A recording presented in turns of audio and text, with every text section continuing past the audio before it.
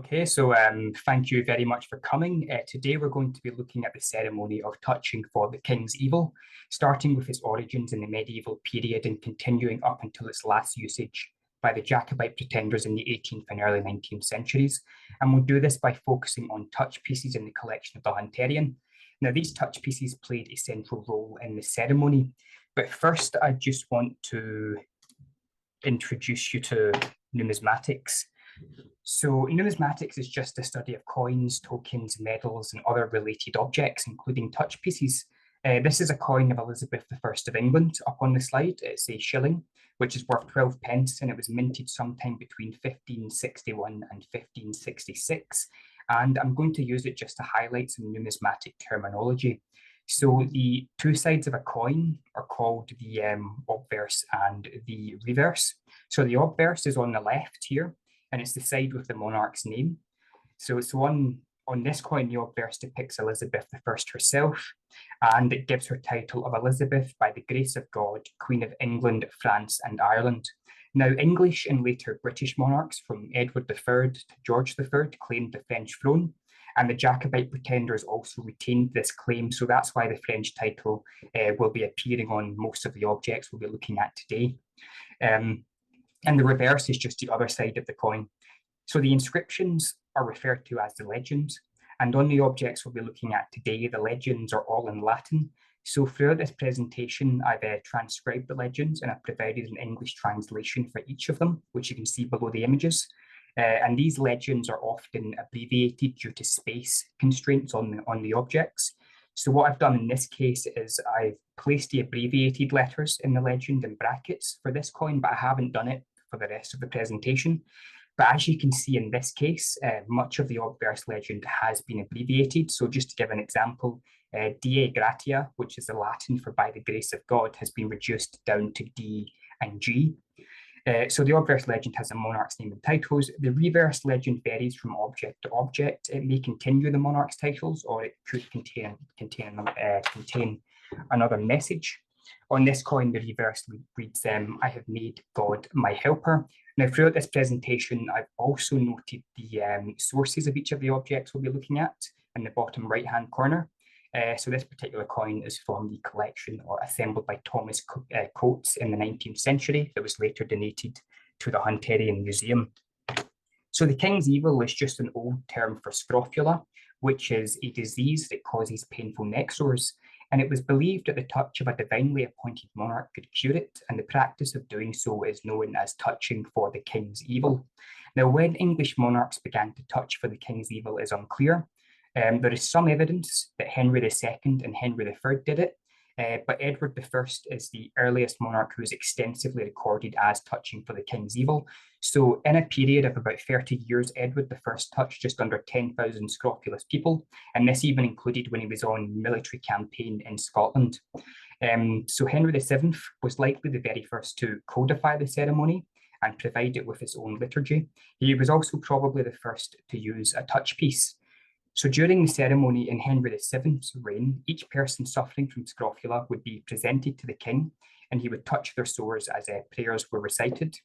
They would then be presented to the king a second time, and the king would take a touch piece and use it to make the sign of the cross over the sores. The touch piece, which was pierced and threaded onto a white ribbon, would then be placed around the sufferer's neck by the king. Now, from the reign of Henry VII to Charles I, a coin called an angel was used as a touch piece. So up on this slide, we have an angel of Henry VII. It's a gold coin that was then worth 6 shillings and 8 pence, or 1/3 of a pound. And it's called the angel because its obverse depicts Saint Michael the Archangel slaying the devil in the form of a dragon. So on the obverse of this example, you can see a winged Saint Michael sticking a spear into the dragon's mouth. And this symbolized the triumph of good over evil, and it could also be seen as an allusion to the victory of health over disease, as it was believed the illness was related to sin. The other side depicts a ship bearing the royal arms. Now, although the inscriptions and style of the angels and later touch pieces changed over time, this same basic design of Saint Michael and the ship was used on all of them. As you will have noticed, this angel of Henry VII isn't pierced, so it couldn't have been used as a touch piece. It's just a regular coin. The earliest actual touch piece in the Hunterian collection is this one of King James VI. Now, this particular coin was minted sometime between 1616 and 1617, and it was presumably used in a ceremony around that time. So you can see that it's been pierced, but not particularly well, because whoever has done it has pretty much decapitated St. Michael. Now, this hole would have enabled it to be threaded onto a white ribbon for use in the ceremony. But just to give you a wee bit of context on James, so James VI became King of Scots in 1567. In 1603, Queen Elizabeth I of England, whose shilling we've just looked at, died without a direct heir, and James inherited her kingdoms, which he ruled as James I, hence him being known as James VI of Scotland, and the first of England and also Ireland. Now, due to his Scottish Protestant background, James initially refused to touch for the king's evil upon becoming King of England. He viewed it as superstitious, and the kings of Scots also had no such custom. James eventually did it, but he modified both the ceremony and the touch pieces to be more Protestant. So James believed that the age of miracles had passed, so he was therefore unwilling to accept contemporary miraculous events, like the touch of a monarch curing disease. So instead, he modified the ceremony to one in which the monarch acted as a conduit for God to heal the scrofulas in a service that was structured around prayer. So this acknowledged that the king didn't have the intrinsic ability to heal the sick in the way that Jesus Christ had. He also removed the making of the sign of the cross with the touch piece from the ceremony. And the design of the angel itself was also changed. So the legend was modified from that which appeared on the earlier touch pieces and angels of Mary I and Elizabeth I, to remove references to miracles. So now it simply reads, "This is the Lord's doing," thereby acknowledging God as the sole healer. Now, Charles I, who's a king of Scotland, England, and Ireland, he was the only Scottish monarch to ever touch for the king's evil in Scotland. So in 1633, Charles travelled to Scotland to be crowned, and on the 24th of June, just a few days after his coronation ceremony, he touched about 100 people for the king's evil in Holyrood Abbey. Now, Scottish touch pieces were produced especially for this ceremony, and this is one of them on the slide. It very closely follows the design of Charles's English angels. Now, these are incredibly rare pieces, and presumably around only 100 were minted, and only 4 of these remain in existence, 2 of which are in the Hunterian collection. It's also worth mentioning that it was believed that the touch piece itself had healing properties that could be passed on after the ceremony.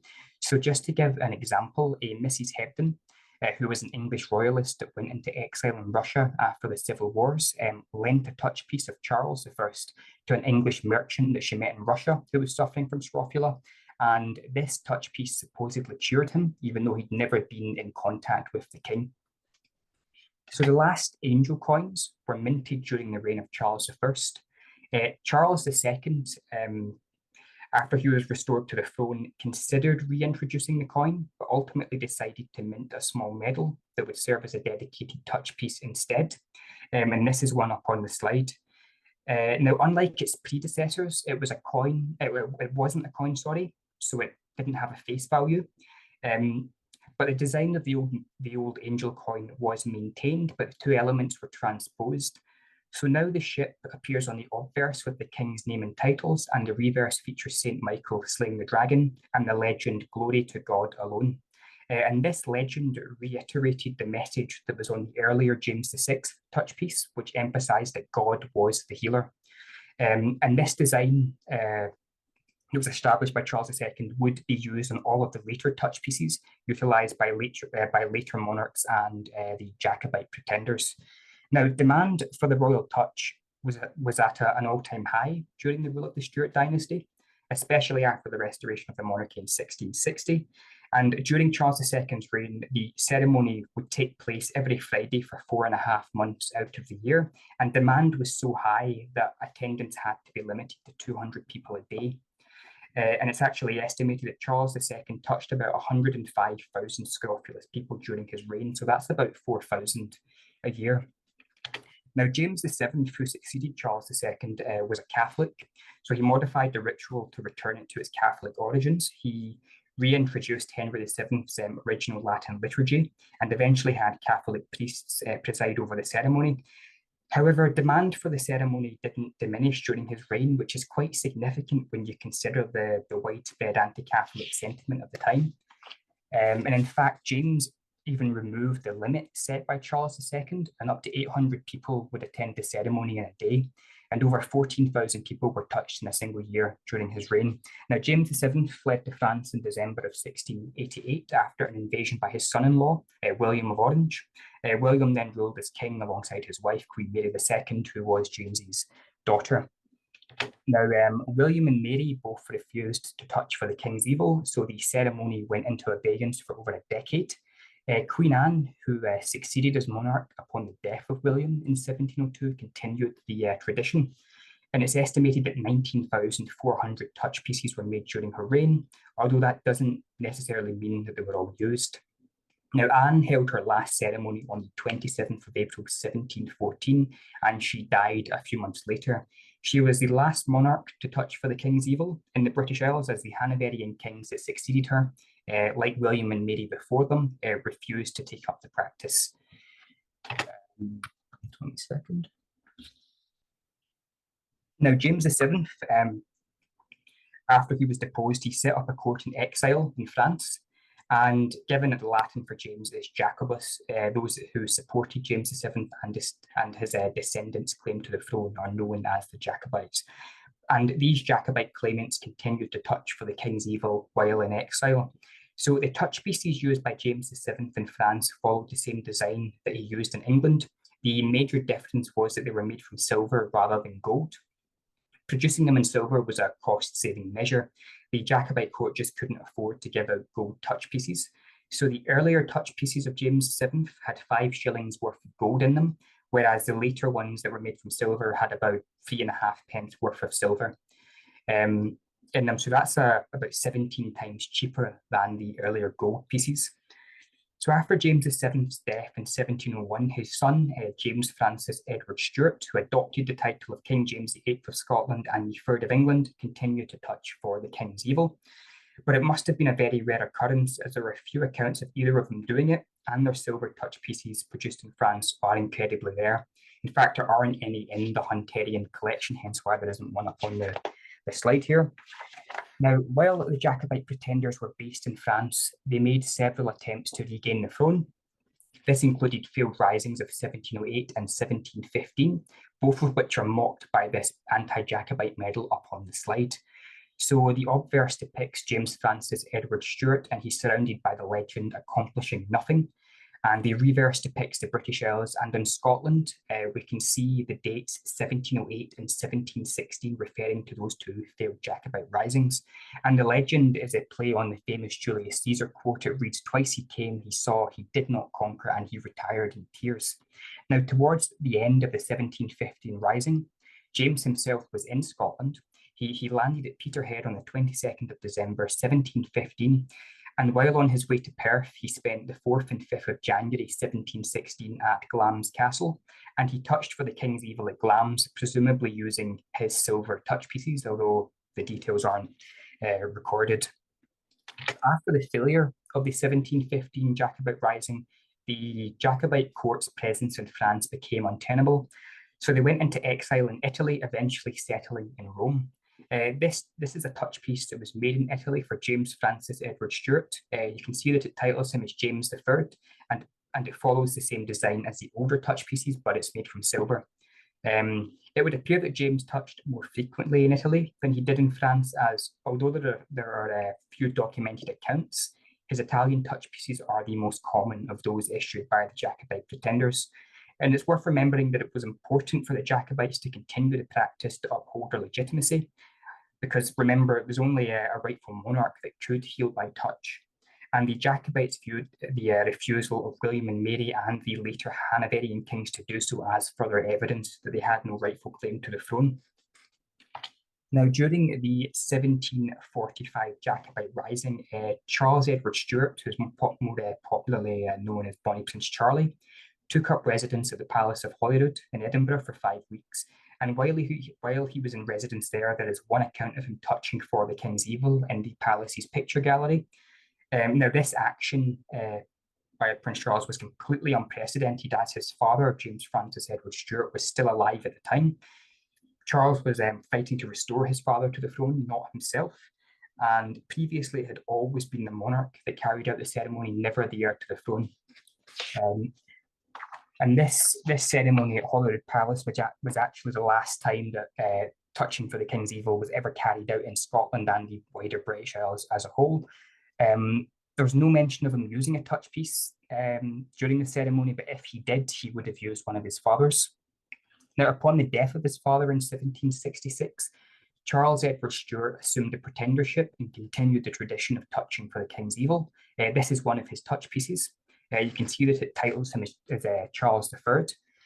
Now, Charles wasn't as enthusiastic about the practice as his father, and as a result, his touch pieces are incredibly rare. But you can currently see this touch piece and the previous one of James Francis Edward Stuart on display in the Chasing the Jacobite Dream exhibit that closes in January. Now, after Charles's death in 1788, his younger brother, Henry Benedict Stuart, assumed the pretendership, adopting the title of Henry IX. Now, Henry was both a cardinal and a bishop of the Catholic Church, and this is reflected on his touch pieces, which title him as Henry IX, by the grace of God, King of Great Britain, France, and Ireland, Cardinal Bishop of Tusculum. Now, while he was styled as Henry IX on his touch pieces and on a single medal, which you can see on display in the exhibit as well, Henry never made an attempt on the throne, but he did continue to touch for the king's evil. And a surviving fragment of Henry's diary dating to 1788, so that's the year that his brother died, suggests that he touched about 2 to 3 scrofulous people a month. Now, the French Revolutionary Wars that engulfed Europe had a drastic impact on Henry's financial position. So in 1796, Napoleon invaded Italy and demanded the payment of a massive indemnity from the Pope. And Henry actually sold off many of the Stuart family jewels to contribute towards paying it off. And in 1798, the French invaded again. They seized Rome, declared a republic, and imprisoned the Pope. Henry had to flee Rome. He first went to Naples and then to Venice, and this cut him off from his sources of income and his property. And he's actually been described as being penniless and destitute during this period of his life. He did, however, continue to touch for the king's evil, and it's likely that he used touch pieces made from base metal like this one rather than silver, again to cut costs. These base metal touch pieces are known in various metals such as lead and copper. This particular one up on the slide is made from silver-plated copper. Now, Henry's fortunes improved in 1800. He received financial support from an unlikely source. King George III was informed of Henry's dire straits and granted him a pension of £4,000 a year. And I think this just shows that the Jacobite threat was long dead by this point, as Henry was being financed by the successor and grandson of George II, the king that his brother had tried to overthrow in the 1745 Rising. Papal relations with the French also improved, and Henry was able to return to Rome. After this, Henry used silver touch pieces like the one we just looked at again. And some of his purchase orders survive. They record that from June of 1801 to September of 1803, Henry ordered 822 touch pieces, and this suggests that demand had increased since 1788, when he was only administering it to about 2 to 3 people a month. This is the last touch piece we'll be looking at today. It's the only gold touch piece of Henry IX in existence and one of about 4 surviving Jacobite gold touch pieces. The other 3 are of James Francis Edward Stuart. But as you can see, it's not pierced, so it couldn't have been used in the ceremony. Instead, it's more likely that it's most likely a specimen that was produced in gold for presentation to Henry himself, so he could review the design. He rejected it ultimately, and this was probably because of its non-traditional design, as it doesn't have the same toothed border that appears on all of the touch pieces made for the Jacobites in Italy. Henry died in 1807. He was the last of the Jacobite pretenders, although he wasn't the last to touch for the king's evil. The custom was also maintained by the kings of France as late as 1825. However, touch pieces weren't used in the French ceremony, so the death of Henry meant the end of the touch piece itself. Now, before I finish, I just want to give you an idea of the size of the touch pieces. So on the left, we have a modern penny of Elizabeth II for scale. And working our way from left to right, there's a few of the touch pieces we've looked at previously. So we have a touch piece of James VI, the Scottish touch piece of Charles I, a touch piece of Charles II, and James VII. And you'll notice that there's quite a significant reduction in size between the touch piece of Charles II and James VII. The size was actually reduced in the final year of Charles's reign, and this standard was maintained by James. The reduction was probably a cost-saving measure. You can also see the silver touch piece of Henry IX.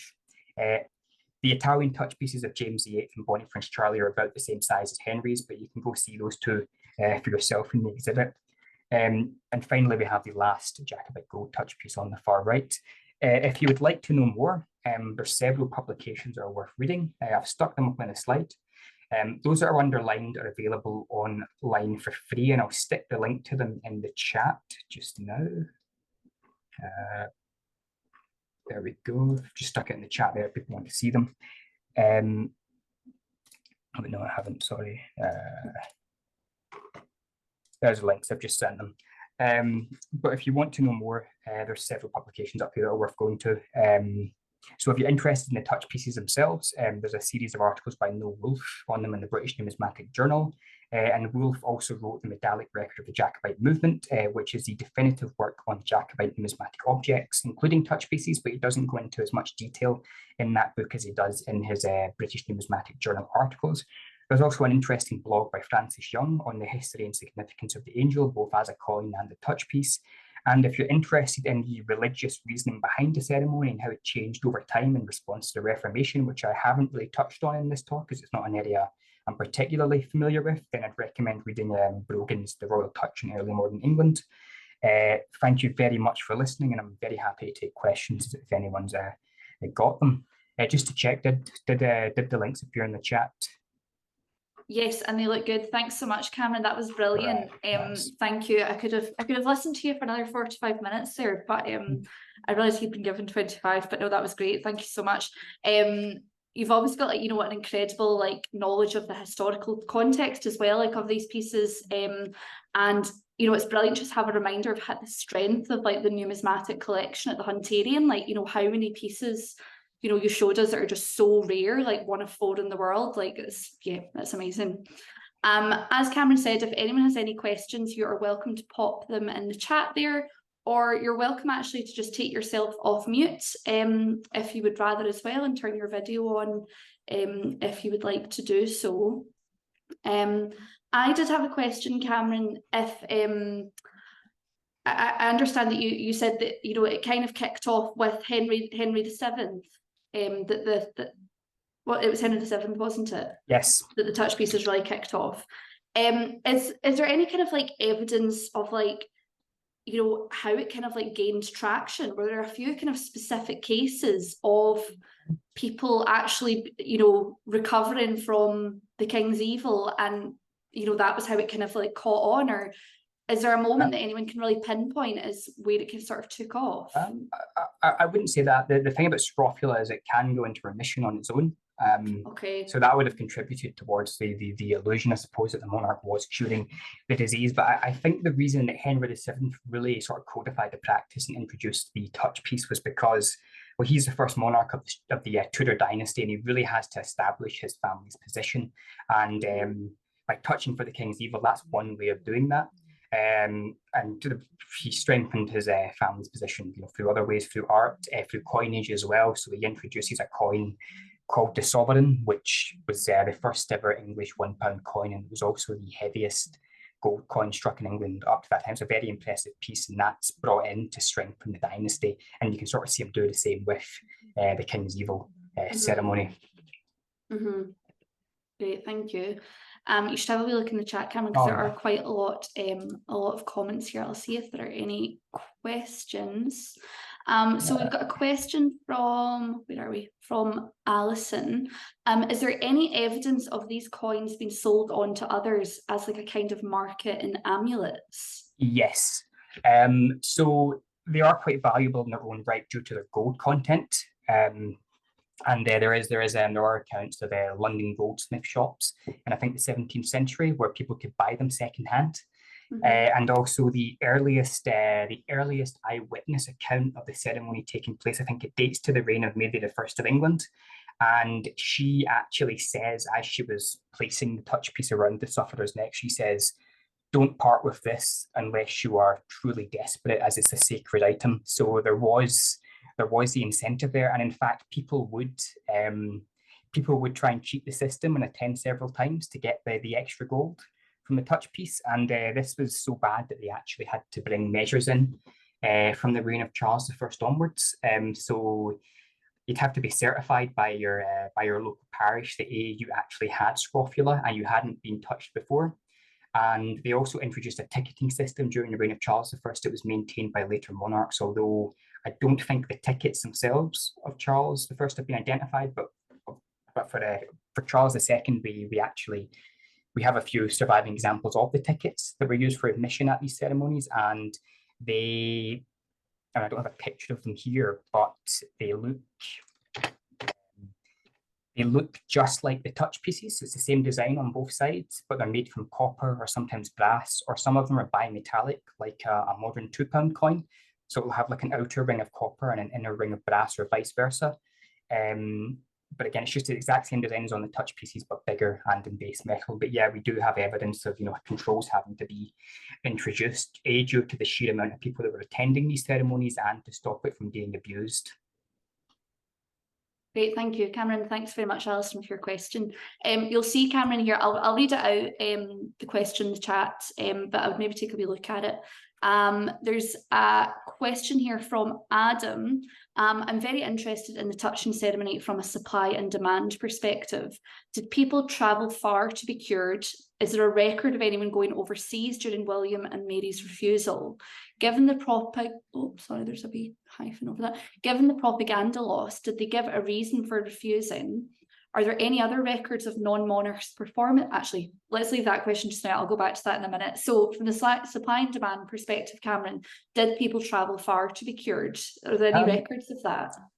I'm sure there must be, because the parish certificates, I know a few examples of them survive, and this is all outside where they'd normally have to travel to London, depended where the monarch was.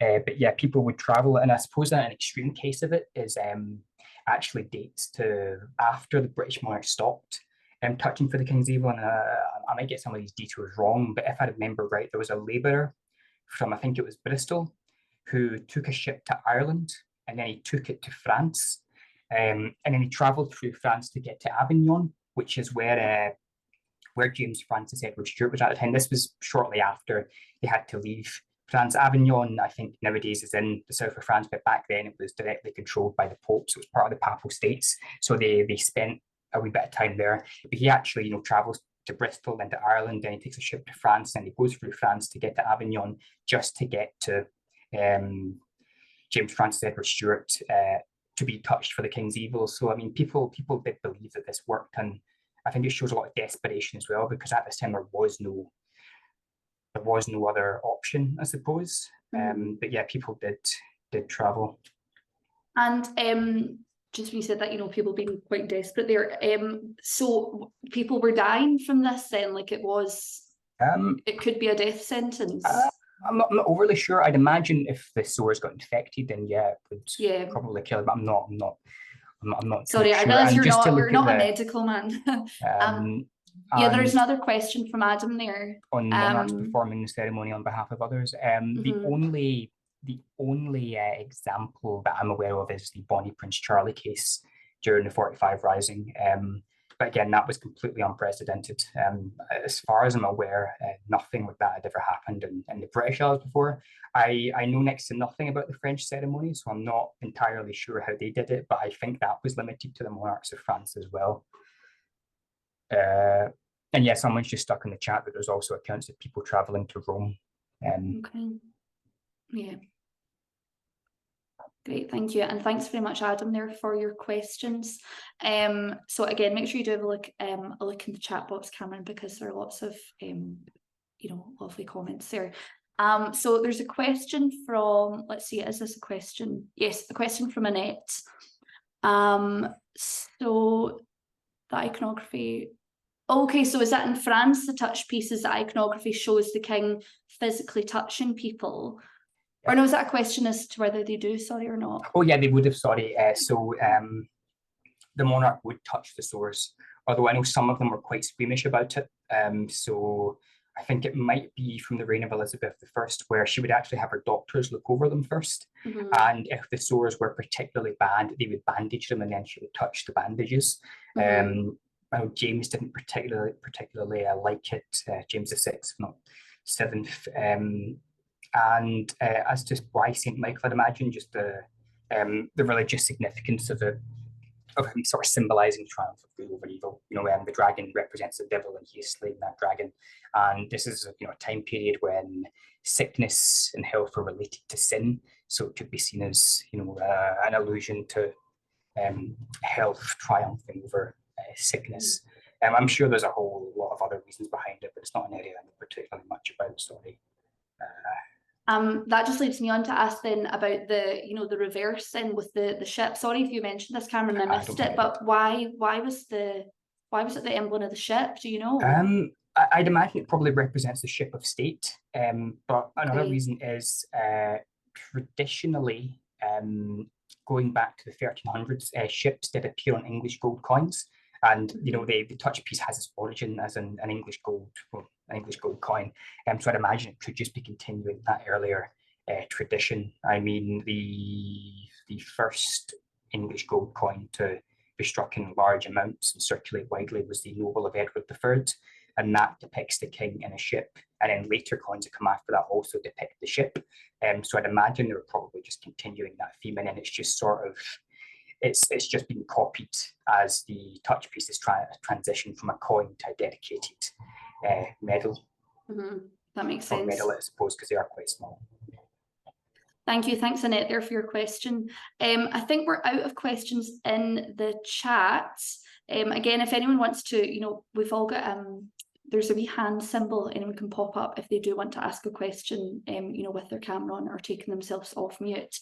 I was wondering, Cameron, what year is it you're in your PhD? Oh, so I've just entered my third year, so we're getting towards the end, year and a half left.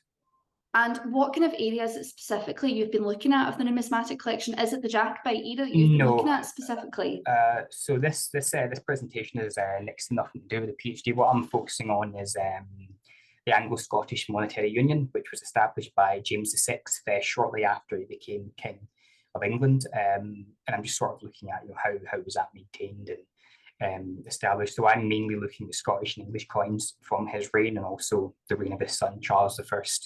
But this is a nice wee distraction, I suppose, because they are really fascinating. And when I started volunteering with a Hunterian, these were actually the very first objects I catalogued. So it's nice to sort of go full circle. Yeah, I feel a bit bad as well, because they have actually been touched by the monarchs that issued them. So you do feel a direct connection, but if you're holding, something like this, suddenly, the mid 17th century doesn't feel that far away. When you've got something like this in your hand, it really is a very special feeling. I'm very lucky that I got to work with them. No, absolutely. That must be pretty amazing, like to handle, something that just holds so much history. Yeah. I feel quite guilty, Cameron, that we've got you doing a talk that's actually not helpful towards your research for your PhD, because I'm sure your PhD is quite time consuming. I think we'll just wrap up there today, but it would be good, Cameron, just before we go, I know that you've got some kind of like projects, lined up on the side alongside your PhD. I understand you're starting an internship quite soon in the next few months. Would you be able to just tell us a bit about that before we sign off? So I'm starting an internship with the National Museum of Scotland in January, and I'm going to be looking at their Scottish and English coins of James VI and Charles I. And also, as a small part of that, I'm also examining coins that have been recovered from a shipwreck from 1653. It sank off the coast of Duard Castle, and over the last few decades, they've been bringing objects from the shipwreck to the surface, and they're now sitting in a warehouse in Edinburgh. So I'm going to go in and see the coins that they've recovered, and no one's looked at them in any great detail yet. So hopefully we'll find something new, which would be quite nice. But no, I'm looking forward to it.